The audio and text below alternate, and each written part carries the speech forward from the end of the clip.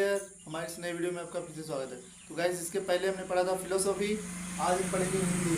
ठीक है, हिंदी की दूसरी क्लास है, यानी कि सेकंड क्लास है। इसके पीछे एक क्लास ऑलरेडी आ चुकी है जिसमें हमने अलंकार का डेफिनेशन बताया और अलंकार के बारे में थोड़ा सा क्या किया, एक्सप्लेन किया है। तो आज इसके सेकंड पार्ट में हम क्या करेंगे, उसमें हमने पढ़ाया था अलंकार का परिभाषा, उसके प्रकार, और उसमें शब्दालंकार और अर्थालंकार जो थे, उसमें शब्दालंकार के 3 प्रकार हमने आपको बताए थे। एक था अनुप्रास अलंकार, एक था यमक अलंकार और एक था श्लेष अलंकार। जिसमें से अनुप्रास अलंकार को हमने पूरी तरह से समझा दिया था और यमक अलंकार का हमने डेफिनेशन आपको बताया था। लेकिन अब यहाँ से हम क्या करेंगे, एग्जाम्पल के द्वारा आपको यमक अलंकार को समझाएंगे। ठीक है, तो अगर आप चैनल पर नए हैं तो क्या कीजिए, चैनल को सब्सक्राइब। ठीक है, ये बहुत ज़्यादा जरूरी है। और पहला देखिए इसमें क्या था, यमक अलंकार। सबसे पहले इसका डेफिनेशन हम आपको बता देते हैं। देखिए, यमक अलंकार, जैसा कि हमने पहले वाले वीडियो में आपको बताया था कि एक ऐसा अलंकार या एक ऐसा तत्व जो कि काव्य की शोभा बढ़ाता है। तो एक ऐसा अलंकार जिसमें क्या होता है कि एक शब्द जो होता है वो एक से अधिक बार आता है। देखिए, अभी एग्जांपल में आपको समझाएंगे। एक शब्द एक से अधिक बार आता है परंतु उनके अर्थ क्या होते हैं, अलग अलग होते हैं, तो उसको कहा जाता है यमक अलंकार। ठीक है, तो यमक अलंकार एक ऐसा अलंकार होता है जिसमें एक शब्द एक से अधिक बार आते हैं, लेकिन उन शब्दों का अर्थ क्या होता है, अलग अलग होता है। इसे इसमें एग्जाम्पल हमने आपको बताया, यहाँ पर देखिए, कनक कनक ते सौ गुनी माँ दखता अधिकार, ई खाए बौराय जग उही पाए बौराय, जैसा कि यहाँ पर हमने लिख दिया है। ठीक है, इसका अर्थ हम आपको बता देते हैं जल्दी से। देखिए, यहाँ पर कनक कनक जो है, जैसा कि हमने बताया यमक अलंकार में क्या होता है कि एक शब्द एक से अधिक बार आता है, उनके अलग अलग अर्थ होते हैं। तो कनक कनक, यहाँ पर कनक शब्द एक से अधिक बार यानी 2 बार आया है और यहाँ पर इसके अर्थ अलग अलग है। तो यहाँ पर सबसे पहला जो कनक है, एक कनक का अर्थ होता है सोना और एक कनक का अर्थ होता है धतूरा। अब कैसे होता है, इसके अर्थ के द्वारा आपको हम क्या करते हैं, समझाते हैं। कनक कनक ते सौ गुनी माँ दत्ता अधिकार, ई खाए बहुराज गुनी पाए बहुराज। कनक कनक ते सौ गुनी, कहने का मतलब है कि कनक कनक जो है, या सोना या धतूरा जो है, उसके बहुत सारे गुण होते हैं। 100 गुनी मतलब बहुत सारे गुण होते हैं। मादकता अधिकार, और दोनों में क्या है, अधिक मात्रा में नशा है। मादकता मतलब क्या है, नशा। एक प्रकार की, जैसे शराब को पीने के बाद नशा आ जाता है, उसी प्रकार से क्या है, कनक के बहुत सारे गुण होते हैं, 100 गुण होते हैं, जिसमें क्या होता है, बहुत मात्रा में, अधिक मात्रा में क्या होता है, नशा होता है। ई खाए बहुराय जे उही पाए बहुराय, जिसमें से एक कनक का अर्थ होता है धतूरा, जिसको खाने से संसार पागल हो जाता है। बहुराय मतलब पागल हो जाता है। और उही पाए बहुराय, और एक कनक का अर्थ सोना होता है, जिसको पाने के बाद क्या होता है, इंसान या संसार के लोग क्या हो जाते हैं, पागल हो जाते हैं। तो यहाँ पर वही कहने का मतलब था कि यमक अलंकार में क्या होता है, एक शब्द एक से अधिक बार आता है और यहाँ उसके 2 अर्थ, मतलब जितने भी शब्द आते हैं उन शब्दों के अलग अलग अर्थ होते हैं। ठीक है, तो इसको कहा जाता है यमक अलंकार। अगर समझ में आया होगा ये वाला, तो हम आगे बढ़ते हैं। ठीक है, एक बार और जान लीजिए कि कनक कनक ते सौ गुनी मादकता अधिकारी खाए बहुराजे वही पाए बहुराज। एक कनक का अर्थ होता है सोना, एक कनक का अर्थ होता है धतूरा, यानी कि कनक के जो होते हैं 100 गुण पाए जाते हैं, और दोनों में क्या होता है, 100 गुण में जितने भी गुण होते हैं उनमें सभी में बहुत मात्रा में नशा होता है। ई खाए बहुराज, जिसमें एक कनक अर्थ होता है धतूरा, उसको अगर कोई भी व्यक्ति खा लेता है, कोई भी संसार का प्राणी खा लेता है, तो उस पागल हो जाता है, बौरा आ जाता है, मतलब पागल हो जाता है। उसी प्रकार से सोना एक धतूरे, मतलब जो ये क्या था, कनक था, कनक का अर्थ सोना होता है, उसको पाने के बाद, उसको प्राप्त करने के बाद इंसान भी क्या हो जाता है, पागल हो जाता है, उसके मुंह में क्या हो जाता है, बेवकूफ़ जैसा व्यवहार करने लगता है, यानी कि पागल हो जाता है। अब इसके बाद हम क्या करेंगे, आपको श्लेष अलंकार बताया दे, तब तक इसको क्या करते थे, रब।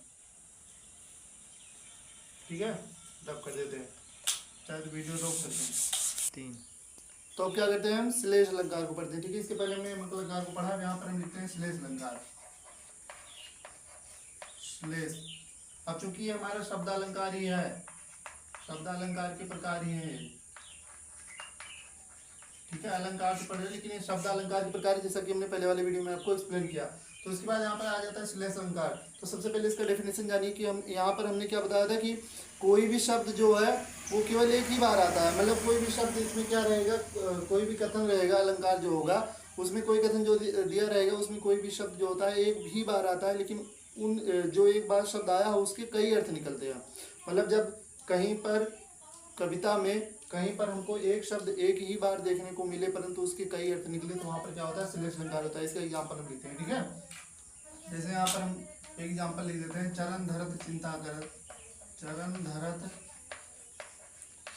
चिंता करत, चरण धरत चिंता करत, चितवत चारों ओर, चितवत चारों ओर, देखिए यहीं पर हम लिख देते हैं, चारों ओर चरण धरत चिंता करत चितवत चारों ओर, सुबरन को खोजत फिरे, सुबरन को खोजत फिरे, खोजत फिरे, कभी व्यभिचारी चोर, कभी व्यभिचारी और क्या, चोर। जैसा कि इसमें हमने क्या बताया आपको कि श्लेष अलंकार एक ऐसा अलंकार होता है जहां पर एक ही शब्द की क्या होते हैं, अनेक अर्थ निकलते हैं, कई अर्थ निकलते हैं। तो इसको एग्जाम्पल के लिए हमने यहाँ पर लिखा है, चरण धर चिंता कर चितवत चारों ओर, सुबरन को खोजत फिरे कभी व्यभिचारी चोर। इसमें क्या है, आपको एक शब्द दिखाई पड़ रहा होगा, सुबरन। क्या दिखाई पड़ रहा होगा, सुबरन। अब यहाँ पर सुबरन शब्द जो है केवल एक ही बार आया है, लेकिन इसके कई अर्थ निकलेंगे। इसके यहाँ पर 3 अर्थ निकलेंगे, ठीक है। तो एक ही शब्द आया है लेकिन इसके कई अर्थ निकल रहे हैं, इसलिए यहाँ पर क्या होगा, श्लेष अलंकार होगा। अब इसका हम आपको हिंदी बता देते हैं, चरण धर चिंता करते चितवत चारों ओर। अच्छा, सुबरन का पहले अर्थ आप जान लीजिए कि 3 अर्थ होता है इसका। देखिए सुबरन का मतलब क्या होता है, एक होता है सुंदर स्त्री, एक होता है सुंदर शब्द, और एक होता है सोना। क्या होता है, 3 चीज होता है। किस किस के संदर्भ में है आपको वो भी हम बताते हैं, ठीक है। पहला सुंदर स्त्री, दूसरा क्या हो गया, सुंदर शब्द, और तीसरा हो गया सोना। तो चरण धर चिंता करे चितवत चारों ओर, कोई भी चोर होता है वो जब अपना पैर कहीं पर रखता है, अर्थात वो कहीं पर जब प्रवेश करता है तो वो चिंता करता रहता है कि कहीं पर वो पकड़ा न जाए, और चितवत चारों ओर, चारों तरफ क्या करता है, देखता रहता है। मतलब कोई भी चोर जब कहीं पर जाता है, कहीं पर प्रवेश करना चाहता है, तो क्या करता है, वो अपनी चारों तरफ देखने लगता है और इसी बात की वो चिंता करता है। सुबरन को खोजत फिरे कभी व्यभिचारी चोर, क्योंकि चोर जो होता है सुबरन यानी सोना को खोजता रहता है। अब देखिए 3 लोग यहाँ पर है, कवि, व्यभिचारी और चोर। कवि का अर्थ होता है कविता लिखने वाला, जैसा कि आपको पता होगा। व्यभिचारी मतलब होता है ओछा व्यक्ति, जिसकी सोच गलत होती है, ठीक है, जिसकी निगाहें गलत होती है, उसको व्यभिचारी कहा जाता है। और चोर आप जानते हैं, ठीक है, जो चोरी करता है। तो सुबरन का यहाँ पर 3 अर्थ है। जबकि हम कवि के शब्द, कवि के संदर्भ में देखते हैं, तो कवि के संदर्भ में देखने पर सुबरन का अर्थ होता है क्या, सुंदर शब्द। कोई भी कवि रहता है तो वो कहीं से ढूंढ ढूंढ कर क्या लाता है, सुंदर शब्द लाता है। मतलब उसको सुंदर अक्षर चाहिए, सुंदर शब्द चाहिए, सुंदर वाक्य चाहिए। तो कोई भी कवि रहेगा तो उसके संदर्भ में सुबरन का अर्थ हो जाता है सुंदर शब्द। और अगर क्या रहता है, कोई व्यभिचारी रहता है, ओछा व्यक्ति रहता है, तो उसके लिए सुबरन का अर्थ सुंदर स्त्री हो जाती है, ठीक है, तो सुंदर स्त्री हो जाता है। और यहाँ पर चोर जो होता है, चोर के संदर्भ में सुबरन का अर्थ क्या हो जाता है, सोना हो जाता है। तो क्या होता है कि सुबरन को खोजत फिरे कभी व्यभिचारी चोर। सुबरन नामक शब्द को, जो जिसका अर्थ क्या होता है, जिसमें कवि जो होता है सुंदर शब्द को खोजता रहता है, और ओछा व्यक्ति जो होता है वो सुंदर स्त्री की तलाश करता रहता है। जबकि वहीं पर चोर जो होता है उसको सोने की तलाश रहती है, अर्थात वो अधिक मात्रा में सोना इकट्ठा करना चाहता है, चोरी करना चाहता है। तो यहाँ पर श्लेष अलंकार की परिभाषा हमने बताया कि कोई भी शब्द जो होता है वो एक ही बार भले आए, लेकिन उसके एक से अधिक अर्थ निकलते हैं, अर्थात वो क्या होता है, अनेकार्थी शब्द होता है, उसके अनेक अर्थ निकल सकते हैं। तो यहाँ पर श्लेष अलंकार का हमने क्या कर दिया, आपको एक्सप्लेन कर दिया, ठीक है। तो वीडियो देखिए, ज़्यादा लंबी नहीं करेंगे, क्योंकि वीडियो लंबी होती है तो आप देखते नहीं, चाहे तो आप हमारे चैनल पर विजिट करके जाकर देख लीजिए।